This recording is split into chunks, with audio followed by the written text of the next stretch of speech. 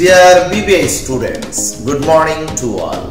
I hope তোমরা সবাই ভালো আছো।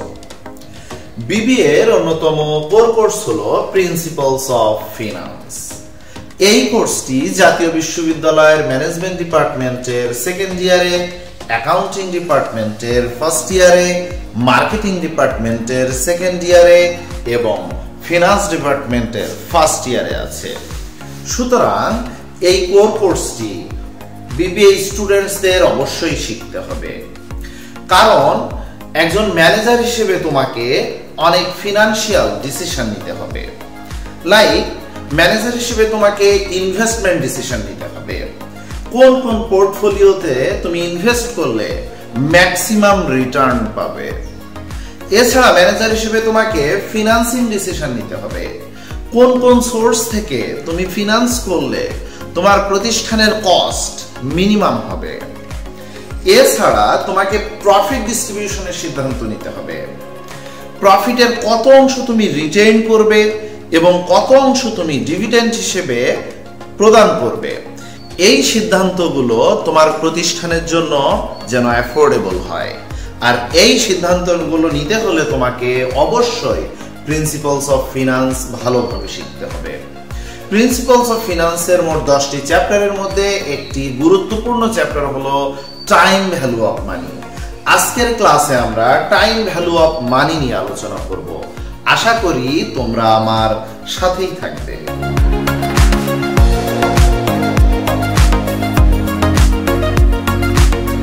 ডিয়ার স্টুডেন্টস, তুমি যদি তোমার আব্বুর কাছে প্রশ্ন করো যে 2000 সালে 1 কেজি খাসির মাংস কত ছিল, বা 2000 সালে এক হালি ইলিশ মাছের দাম কত ছিল, তাহলে তুমি জানতে পারবে 2000 সালে 1 কেজি খাসির মাংসের দাম ছিল 110 টাকা এবং এক হালি ইলিশ মাছের দাম ছিল 400 টাকা।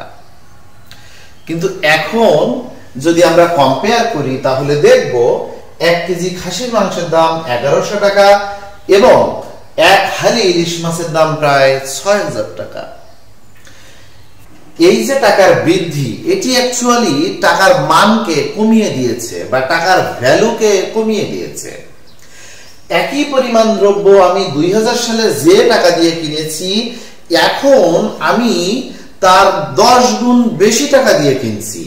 দ্যাট মিন্স এই 24 বছরে টাকার মান 10 গুণ কমেছে খাসির মাংসের ক্ষেত্রে, ইলিশ মাছের ক্ষেত্রে 15 গুণ কমেছে। সুতরাং এই যে টাকার মান কমে যাওয়া, এইটাই হলো আমাদের টাইম ভ্যালু অফ মানির আলোচ্য। আমি আরেকটি উদাহরণ দিয়ে ক্লিয়ার করে দিচ্ছি। 2014 সালে আমরা যে আইসক্রিম খেতাম 50 টাকা, 2024 সালে সেই আইসক্রিমের দাম 250 টাকা। অর্থাৎ 10 বছরের ব্যবধানে আইসক্রিমের দাম বেড়েছে 5 গুণ। তাহলে এই যে সময়ের ব্যবধানের কারণে দামের বৃদ্ধি, দ্যাট মিন্স টাকার মানের হ্রাস, এটাকেই বলা হয় অর্থের সময় মূল্য। আমরা যদি একটু ফর্মালি বলি, সময়ের পরিবর্তনে অর্থের মূল্যের যে পরিবর্তন, এটাকেই বলা হচ্ছে টাইম ভ্যালু অফ মানি। সময়ের পরিবর্তনের সাথে সাথে অর্থের মূল্যের যে পরিবর্তন হয় তাকে অর্থের সময় মূল্য বা টাইম ভ্যালু অফ মানি বলা হয়। একটি গল্পের মাধ্যমে আমি টাইম ভ্যালু অফ মানিকে আরো ক্লিয়ার ভাবে বলার চেষ্টা করছি। গল্পটির নাম হলো আসিফের মোবাইলের গল্প। একটি ছেলে আসিফ তার বাবার কাছে বলেছে সে যদি ভালো রেজাল্ট করতে পারে তাহলে তার আব্বু তাকে 1 লাখ টাকা দিবে একটি 13 Pro Max কিনতে। তো আসিফ ভালো রেজাল্ট করেছে এবং এখনই অর্থাৎ 2024 সালে বলেছে যে আমাকে টাকাটা দাও। আসিফের আব্বু যেহেতু কথা দিয়েছে টাকাটি দিবে, সুতরাং সে টাকা গুছিয়ে দিতে চাচ্ছে। বাট আসিফের আব্বু আসিফকে বলল যে তুমি আর কয়েকটা দিন পর টাকাটা নাও, অর্থাৎ 2026 সালে টাকাটা নাও। এখন আসিফের কি 2024 সালের টাকাটা 2026 সালে নেওয়া ঠিক হবে? আমাদের অবচেতন মন বলে না, অবশ্যই না, বর্তমানে যা পাও তাই নিয়ে নাও। আর একই পরিমাণ টাকা যদি এখন না নিয়ে 1 বছর বা 2 বছর পরে নিতে চায় কেউ, তাহলে সেটা অবশ্যই ভুল হবে। সেটা কেন ভুল হবে আমি তার কারণগুলো বলছি। 2024 সালের 1 লাখ টাকা এবং 2026 সালের 1 লাখ টাকা কখনোই সমান নয়। এই জন্য আসিফ কখনোই 2024 সালের 1 লাখ টাকা 26 সালে নেবে না। এর প্রধান 4টি কারণ আছে, আমি কারণগুলো ব্যাখ্যা করছি। প্রথম কারণ হলো অনিশ্চয়তা। 2026 সালে আসিফের আব্বুর মন চেঞ্জ হতে পারে, এমন কোনো দুর্ঘটনা হতে পারে যেটা কারণে আর আসিফ এই 1 লাখ টাকা নিচ্ছে না। আরেকটি কারণ বিনিয়োগের সুযোগ। আসিফ যদি 2024 সালে 1 লাখ টাকা নিয়ে কোথাও বিনিয়োগ করে, 26 সালে কিছু পরিমাণ বাড়লেও বাড়বে। এরপরে কারণ হলো ভোগের অগ্রাধিকার। আমরা নরমালি কোনো কিছু যদি পাই তাহলে আমরা সাথে সাথে সেটি নিতে চাই, আমরা সেটার জন্য ওয়েট করতে চাই না। লাইক তোমার ঈদের সালামি, তুমি কি কখনো ওয়েট করতে চাও? না, আমরা ঈদের দিনই নিতে চাই। কেউ যদি বলে যে সালামি 2 দিন পরে দিব, তাহলে আমরা ওয়েট করতে চাই না, আমরা তখনই নিতে চাই। এরপরে কারণটা হলো মুদ্রাস্ফীতি। মুদ্রাস্ফীতি কি? মুদ্রার স্ফীতি অর্থাৎ মুদ্রার পরিমাণের বৃদ্ধি। যখন একটি দেশে মুদ্রার পরিমাণের বৃদ্ধি হয় তখন সেটাকে বলা হয় মুদ্রাস্ফীতি। মুদ্রাস্ফীতির কারণে টাকার পরিমাণ বাড়ে, আর টাকার পরিমাণ বাড়লে টাকার মান কমে যায়। সুতরাং 24 সালের টাকার মান যা হবে, 26 সালের টাকার মান অবশ্যই কম হবে। তাই 24 সালের টাকা কখনো 26 সালে আসিফ গ্রহণ করবে না। এই তত্ত্বকে বলা হচ্ছে অর্থের সময় পছন্দ তত্ত্ব। অর্থাৎ অর্থের মূল্য যখনই বেশি, আমরা তখনই অর্থটা গ্রহণ করতে পছন্দ করে থাকি। দেখো, এখান থেকে আমরা 2টি মূল্য পেলাম, একটি হলো বর্তমান মূল্য এবং আরেকটি হলো ভবিষ্যৎ মূল্য। এই 2টি মূল্য আমাদের এই চ্যাপ্টারে খুব বেশি আলোচনায় থাকবে, প্রেজেন্ট ভ্যালু, ফিউচার ভ্যালু। আমরা মনে করে নিলাম প্রেজেন্ট ভ্যালু 1 লাখ টাকা, ফিউচার ভ্যালু 1,10,000 টাকা। কারণ প্রেজেন্ট ভ্যালু 1 লাখ টাকা হলে অবশ্যই ফিউচার ভ্যালু কিছু বাড়বে, সেটা বিনিয়োগের কারণে হোক, মুদ্রাস্ফীতির কারণে হোক। তো এই যে প্রেজেন্ট ভ্যালু, এটার যদি আমরা সংজ্ঞা দিতে চাই তাহলে আমরা বলতে পারি ভবিষ্যৎ মূল্যকে বাট্টা করে যে মূল্যটা পাওয়া যায় সেটাকে বলা হয় প্রেজেন্ট ভ্যালু। আর ফিউচার ভ্যালুর সংজ্ঞা যদি দিতে চাই তাহলে বর্তমান মূল্যকে চক্রবৃদ্ধিকরণের মাধ্যমে আমরা যে মূল্যটাকে পাই সেটাকে বলা হয় ভবিষ্যৎ মূল্য। এটা যেহেতু বাট্টা করেছি তাই এই পদ্ধতিকে বলা হচ্ছে বাট্টাকরণ পদ্ধতি, আর এটা যেহেতু চক্রবৃদ্ধি করেছি এই জন্য এই পদ্ধতিটাকে বলা হচ্ছে চক্রবৃদ্ধিকরণ পদ্ধতি। এই চ্যাপ্টারের অঙ্ক করতে গেলে কমপক্ষে 20 থেকে 25টি সূত্র মুখস্থ করতে হবে, কিন্তু আমি তোমাদের মাত্র 3টি সূত্র দিব, যে 3টি সূত্র দিয়ে এই চ্যাপ্টারের অলমোস্ট সকল অঙ্ক করা সম্ভব হবে। এই 3টি সূত্রকে আমি প্রথম 2 ভাগে ভাগ করেছি। একটি হলো কিস্তি থাকলে কি সূত্র, আর একটি হলো কিস্তি না থাকলে কি সূত্র। কিস্তি কি? কিস্তিকে ইংরেজিতে বলা হয় ইনস্টলমেন্ট বা অ্যানুইটি। যদি সংজ্ঞা বলি তাহলে one of the parts into which a debt is divided into payment is made at intervals। অর্থাৎ নিয়মিত বিরতিতে যে টাকাটা দেওয়া হয় সেটাকে বলা হয় কিস্তি।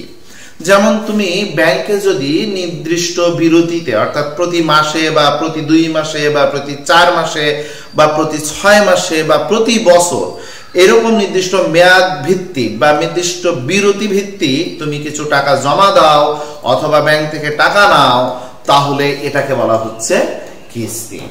যদি কিস্তির অঙ্ক না হয় তাহলে সুনির্দিষ্ট একটি সূত্র, সূত্রটি হলো FV = PV × 1 + I to the power n। এখানে FV হলো ফিউচার ভ্যালু অর্থাৎ ভবিষ্যৎ মূল্য, PV হলো প্রেজেন্ট ভ্যালু অর্থাৎ বর্তমান মূল্য, 1 এবং I হলো ইন্টারেস্ট রেট n হলো নাম্বার অফ ইয়ার। এরপরে আমাদের যদি কিস্তির অঙ্ক হয় তাহলে সূত্র হলো PV ইকুয়াল টু 1 ভাগ i ইনটু 1 মাইনাস 1 ভাগ 1 plus i to the power n, এবং ফিউচার ভ্যালু সূত্রটা হলো FV ইকুয়াল টু 1 a ভাগ i into 1 plus i to the power n minus 1। এখানে একটি নতুন টার্ম এসেছে a, এটা হলো অ্যানুইটি বা কিস্তির পরিমাণ বা কিস্তি। সো এই তিনটি সূত্র যদি আমরা মনে রাখতে পারি তাহলে এই চ্যাপ্টারের অলমোস্ট সকল অঙ্ক আমরা করতে পারবো। কিস্তির অঙ্ক না হলে একটাই সূত্র, কিস্তির অঙ্ক হলে দুটি সূত্র। দুটি সূত্রের মধ্যে একটি প্রেজেন্ট ভ্যালু এবং আরেকটি ফিউচার ভ্যালুর সূত্র। এখন আমাদের দুটি নোটস মনে রাখতে হবে। সেই নোটস দুইটা হলো, প্রথম নোটসটা হলো চক্রবৃদ্ধির সংখ্যা m যদি একাধিকবার হয় তাহলে m সবসময় i কে ভাগ করবে এবং n কে গুণ করবে। আমাদের একটু বুঝে নিতে হবে চক্রবৃদ্ধির সংখ্যা m টা কি। m এর ফুল মিনিং হলো মাল্টি পিরিয়ড কম্পাউন্ডিং, অর্থাৎ একটি বছরে যতবার চক্রবৃদ্ধি হবে সেটাকে বলা হচ্ছে m। যেমন যদি বলা হয় আমি ব্যাংকে 1 লক্ষ টাকা রাখলাম, এর চক্রবৃদ্ধি হবে প্রতি বছরে একবার, তাহলে m এর মান 1। যদি বলা হয় এটা চক্রবৃদ্ধি হবে বছরে 2 বার, তাহলে m এর মান 2। যদি বলা হয় প্রতি মাসে চক্রবৃদ্ধি হবে, তার মানে 12 বার চক্রবৃদ্ধি হবে, তাহলে m এর মান 12। ঠিক এভাবে m যদি কোনো অঙ্কের মধ্যে একাধিকবার হয় তাহলে m এর কাজ আছে। যদি m এর মান 1 হয় তাহলে m এই সূত্রের মধ্যে আনতে হবে না, কিন্তু যদি m এর মান একাধিক হয় তাহলে এই সূত্রে m আনতে হবে। তখন m এর কাজ হলো i কে ভাগ করবে এবং n কে গুণ করে দিবে। আমি একটি লিস্ট দেখাচ্ছি যেখানে m কিভাবে আমরা ডিটারমিন করব। যদি অ্যানুয়ালি কম্পাউন্ডেড হয় তাহলে m ইকুয়াল টু 1, যদি হাফ ইয়ারলি কম্পাউন্ডেড হয় m equal to 2, quarterly compounded হয় m ইকুয়াল টু 4। এভাবে আমরা m টাকে খুঁজে বের করব। এরপরে আরেকটা নোট আছে, নোটটি হলো যদি কিস্তি মেয়াদের শুরুতে পাওয়া যায় তাহলে সূত্রের শেষে অতিরিক্ত 1 প্লাস i গুণ করতে হবে। নরমালি কিস্তি দেওয়া হয় শেষে, অর্থাৎ তুমি যদি এখন ব্যাংক থেকে 1 লাখ টাকা লোন নাও তাহলে কি যেদিন লোন নিয়েছো সেই দিনই ব্যাংকের ম্যানেজার তোমাকে বলবে যে আজকেই একটা কিস্তি দেন? ডেফিনেটলি না। বলবে যে আপনি ব্যবসা করেন, এই তারপরে 1 মাস হোক, 6 মাস হোক, 1 বছর হোক, নির্দিষ্ট মেয়াদ অন্তে অন্তে কিস্তি দেন। তাহলে নরমালি কিস্তি দেওয়া হয় মেয়াদের শেষে, কিন্তু কিছু কিছু প্রতিষ্ঠান বলেই দেয় যে মেয়াদের শুরুতে কিস্তি দিতে হবে। সেক্ষেত্রে ওই সূত্রের শেষে অতিরিক্ত 1 প্লাস i গুণ করতে হবে। আশা করি তোমরা এই তিনটি সূত্র বুঝেছো। এই তিনটি সূত্র যদি মনে রাখতে পারো এবং এই দুইটি নোটস যদি মনে রাখতে পারো তাহলে এই চ্যাপ্টারের অলমোস্ট সকল অঙ্ক করাই সহজ হয়ে যাবে। এই পর্যন্তই ছিল আজকের ক্লাস। আশা করি তোমরা আগামী ক্লাসেও সাথে থাকবে। সবাইকে অনেক শুভকামনা।